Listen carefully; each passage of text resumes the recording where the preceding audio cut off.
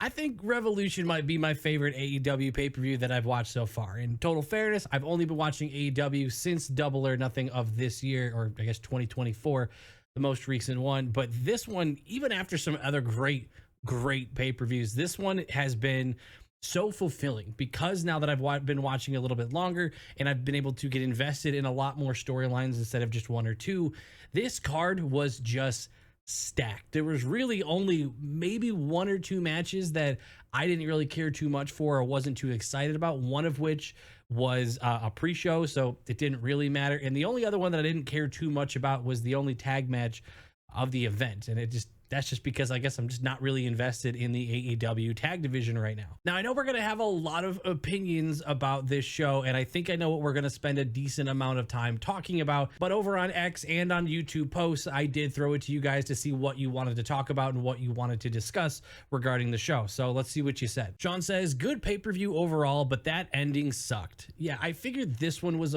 probably the best one to start with because it gives us a chance just to talk about the show as a whole. And as a whole, the pay-per-view was banger after banger after banger. And again, there might have only been a bit of a lull for me in the middle, which was the tag match. And honestly, it was still a good match. I just wasn't as invested in it emotionally. But in terms of it just being a match, the whole thing was fantastic. The whole entire show was phenomenal until we got to the main event. But I agree with Sean. It still was a good pay-per-view overall. I still think it was a fantastic pay-per-view overall, even considering the main event issue that we ran into. It does suck that happened in the main event, which again, we're going to talk more about it, but just talking about the show as a whole, it sucks that it was the main event that was the stinker because now it leaves that bad taste in your mouth. And instead of having something big to truly end on, you kind of get stuck with this feeling of feeling fantastic, highs all night, and then you're just kind of hit with that. Just got home from the show. Great night of wrestling, but Mox Cope shouldn't have been the main event. It was not the most anticipated match. Toni Storm, Mariah May, or Ospreay Fletcher cage match should have gone last. This has been a very popular sentiment. So if you're not aware of what happened, which I doubt at this point, but I'll still quickly go over it. The main event was Cope versus Moxley, and it was for the main title. And we did get hit with a moment of a cash-in. The match itself was a little bit slower, but that's hard. It's hard to blame the match itself after the 3 matches it need to follow. We did get a little bit of an injection of excitement where Christian comes out and he cashes in his money in the clipboard. I don't know what it's called. I guess it's just a contract. It picks the crowd up a little bit, but then Moxley proceeds to make Christian tap out or fall asleep. I think he actually just passed out to retain the title, and it just deflated. What you could tell on TV, it was just a deflation of emotion in the crowd. And I agree with this take because it did feel like you had so many options for a main event, and it feels like AEW really wanted to stick with the whole, this is the main title, so it needs to be the main event. And I just don't think that's what you should be doing. I mean, maybe they thought that was going to be a bigger hit with the crowd. Maybe they just thought that it was going to be interpreted differently. But it just feels like when you had that strong of a card and you had so many options, you could have very well gotten away with putting that moment. There's nothing that happened at the end of that match that needed to be after anything except for Swerve coming out. It only needed to be after the Swerve match because obviously Swerve would have needed to win that match first. Other than that, I mean, I'm in agreement with a lot of people with saying that Mariah May and Toni Storm would have been a fantastic ending, but I could agree. Ospreay and Fletcher put on an absolute banger. Either one of those endings would have been insanely emotional highs to end the show on, and that's the kind of feeling I feel like you want to have your audience walking away with. One of the major reasons I've been able to get into AEW the way that I have over the last about 6 or 7 months or so of watching it, even though I've been watching WWE for almost 3 times that amount of time, is because if you guys over on the Patreon, you guys send us matches that we've never seen before, and we do watch parties and watch alongs over there with the entire community, and you guys are able to send whatever matches are your favorite from the past so that we can kind of play catch up after missing out on watching wrestling for 30 plus years. So thank you very much to people who are already doing that. And if that sounds interesting to you at all, go check out the Patreon. The link is down below. You can join for completely free and you can just check it out. There's a few videos in there every single month that are up for totally free. So you can stay a free tier member for as long as you like, or you can upgrade at any time and unlock almost 400 watch alongs that we've done since like the last almost year now. So if you're also just getting into AEW or maybe even getting back into WWE, there's a lot of watch alongs of old matches from both the companies and many more, TNA, New Japan, Stardom, and everything in between that we've used to learn wrestling over the last year or so. The links will be down below, but let's get back to the video. I wasn't interested in Toni versus Mariah main eventing earlier, but God, they killed each other. I wish they main evented over that dog crap main event that we got.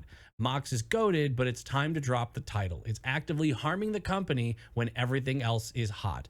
It really does feel like the Death Riders is the only major storyline that I just can't grip an interest for. Like, I'm actually, like, at first I'm not gonna say I was a hater, but I was not interested in anything related to Mercedes Mone. And when I look back at this show, I can even say that one was significantly more entertaining. Mercedes versus Momo, I think, was way more of an entertaining match than Cope versus Mox, except for that little bit of a spike of the cash in, but then it immediately gets ripped away and then we lose the cash in. But I agree with you. I know I want to focus more on you talking about Toni and Mariah. That match was spectacular. If you can't tell, Toni Storm is if not one of, definitely my favorite wrestler at AEW. I think her character work is better than any I have seen in all of wrestling so far. And I think Mariah May has only been elevated with Toni Storm for me personally. They put on a bloodbath. They left it all out on the table. This definitely felt like a conclusive portion of this feud. Maybe you could come back to it later, but you even got the Hollywood ending where you get put through a Hollywood ending table, and the big Tron said the end on the screen. It was a perfect cap on this feud, and the match itself was just brutal. The blood, they were both gushing out of their heads, probably more than they intended. I don't know. The glass, everything, the glass bottle being shattered up in Toni's areas. I'm not even someone who like really needs blood in their matches. Like, there's definitely a time and a place for it, I think.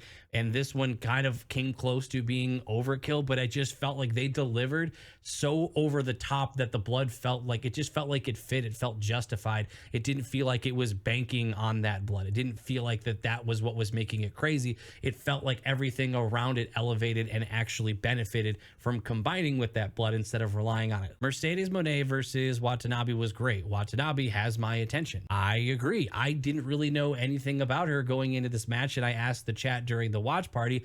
I saw when she was coming out, the Tron said Stardom, so I think that's really cool that a title shot was given to someone from another promotion that I know AEW likes to work with. I think that's really cool. I think she really did put on a great show, and it has really shown me, we talked about this also during the live watch along, I'm noticing with Mercedes matches is I'm a little bit bored in the first like third, but during like act 2 and act 3 of the match, it ramps up pretty steep, and I'm usually super hooked by at least like the 30 to 40% mark, and it ends up delivering by the end of it. I don't know if it's just a style choice from matches that Mercedes is usually in. I feel like I felt the same when she was in her feud with Chris Statlander as well, but this actually really came together for me. And I don't know if Momo is going to be coming back. I don't know how long, if this is going to be an extended feud, but I definitely she is someone that I would want to see more of just in general in the future. So I definitely agree. Actual hot take, I like the ending with Christian cashing in. It was silly, but given that I already wasn't super invested in the match, I'm okay with some silliness. Toni versus Mariah definitely should have been the main though. See, and that's where we agree on that last part, especially that would have been a perfect main event. I saw somebody in the Discord, Cruise Control, if you see this, shout out. I saw this message in the Discord that Toni versus Mariah would have been a fantastic ending, and the best shot of it, I'll put the picture up if I can find it. I think it was posted in the Discord as well. That this zoom out of those two women laying on the ground and the end being on the Tron behind them would have actually been a beautiful and just a perfect cinematic ending to what was already a fantastic show. And at that point, I think people would have gotten over the situation that happened in Cope versus Mox. So I agree with you there. But as for liking the ending with Christian cashing in, I do agree that I liked that part. I mean, if you can go back in the watch along and see that the reactions were pretty low and the chat was not really feeling it. The crowd didn't even seem to be super into it. And then when the cash in happened, it's like everybody kind of sits up like, oh, something might happen here. This might just not be a standard Mox wins, and it just, the Death Rider saga continues as normal. And if they were going to have this successful cash cash in, man, that moment where Christian was locked in a headlock and he reached over and tried to pin Cope during the headlock, that would have been sick. I was super down for that moment. That if obviously the plan clearly wasn't to win the cash in anyway, but if you were going to do it, that moment was it. For all intents and purposes, the international title is the world championship at this point. I kind of agree with you. I don't think that's that crazy to say. I mean, it does still feel like the desired title for like the top name. It does still feel like the draw is to the main world championship, the one that's been stuffed in a briefcase for I don't even know how long anymore. But I mean, now that actually seeing that title, the international title on the show, and Kenny Omega now being the one who is holding it, it does feel like as long as the other one is kind of captive in a storyline that people don't seem super invested in, at least a lot of people that I'm talking to, I'm sure there are plenty of people that are enjoying it, but I'm not coming across too many of those people. It does feel like that's the title. It does feel like the international title is the one that people are going to be more interested in because it actually is a chance to be used, one, and just in general utilized in something more interesting. And you can actually see it on TV and it's not stuffed in a damn briefcase. It's my favorite title. The title that's stuffed in the briefcase, that one is like the best looking title in all of wrestling in my opinion, and I'm tired of not seeing it on TV. Not sure if a hot take, but the abundance of kicking out of multiple finishers always takes me out of a match. It's hit or miss for me, man. Like there's definitely some moments where I'm not, it's not that I'm super locked in on like the finisher needs to finish, but sometimes, and especially with AEW, I feel like they create these insane, unforgettable spots, and it somehow it leads to someone kicking out, and I find myself just immediately thinking, wow, if that's not the end of the match, what could possibly be? And in a lot of cases, what ends up actually being the ending, for me at least, wasn't as exciting as what I thought the finish was going to be, that they ended up kicking out of. But for instance, if you're talking about the situation with Will Ospreay and Kyle Fletcher, I also very much thought that the Styles clash onto the tax was going to be what ended it. I mean, we've seen the Styles clash end plenty of matches, so doing it on a set of stacks, or a pile of tacks rather, you would think that would be a for sure ender, but it wasn't. But I mean, getting a Spanish fly, I think it was, off the top of the cage and then into a hidden blade, that's a fair replacement for the ending. But I agree with you, there's a lot of kicking out of multiple finishers, and I could see why it would take you out of it. Kyle Fletcher doesn't receive nearly enough praise. He's one of the best wrestlers out there right now, with the perfect look, strong mic skills, and incredible ability to tell a story in the ring. He's truly a standout talent. I mean, he gets the praise for me, especially today after the match. I said, this Kyle Fletcher guy that I didn't really know much about at all. Like the first time I really had a memorable moment seeing him was when he shaved his head and he wanted to separate himself and not be so closely associated with Will Ospreay. I think he did that, aside from being associated with Will Ospreay because they're obviously feuding. I was saying on stream that this feels like a character that I can get behind of just being interested in. Like obviously he's got the mic skill. He just looks like a guy that you want to punch in the face. He just looks like a dick. He also looks like the kid from Toy Story, Sid. So just naturally there's this inner like desire to hate this guy, but as a character. And he's interesting in the ring. He's interesting all across the board. So I am totally with you. I think he's got the skill to move on from this feud and do something really interesting and actually be a top player in the entire show, not just in the mid card or not just for what he does, but I mean across the entire show. I think Kyle Fletcher could be this really annoying heel. Give him another title. I don't know if he's had one since he's been doing this run, but give him a title while he's doing this version of this character and have him be this heel that just doesn't give it up. I think he got something. I would rather see him holding a title right now than Moxley, just for comparison. And that's not a hate to Moxley as a whole. It's more related just to this Death Rider storyline. 2 women's matches out of 13 total matches is abysmal, even with how good the 2 matches were. I can't disagree with you. I'm actually pretty surprised with how much the women's division, I've even seen some responses to the stream and to this post that I put out, that AEW has the best women's division of all of wrestling, which I'm sure you could make a case for that, but it's really tough just looking at this show alone, it's strange if you feel like you have the strongest women's division. And yeah, out of 13 total matches, like we're including the pre-show, which if you were going to stuff an extra match in there, an extra women's match, you could have also just been in the pre-show. But to only get 2 out of the 13, and they're both singles matches, so only 4 female wrestlers being featured in a match. Yeah, that's kind of tough. Now, I don't know necessarily where I would put another match or what other ones I would put in. I'm not familiar enough with all of the storylines that maybe all involve women. So I would be curious if anyone else had a match that maybe they would have liked to have seen, or maybe a feud that they would have liked to see and get built up into it. I know there's stuff going on with Megan Bayne, who recently made their debut with AEW. They've been building her up quite a bit, so maybe it just wasn't enough time to put her on the show.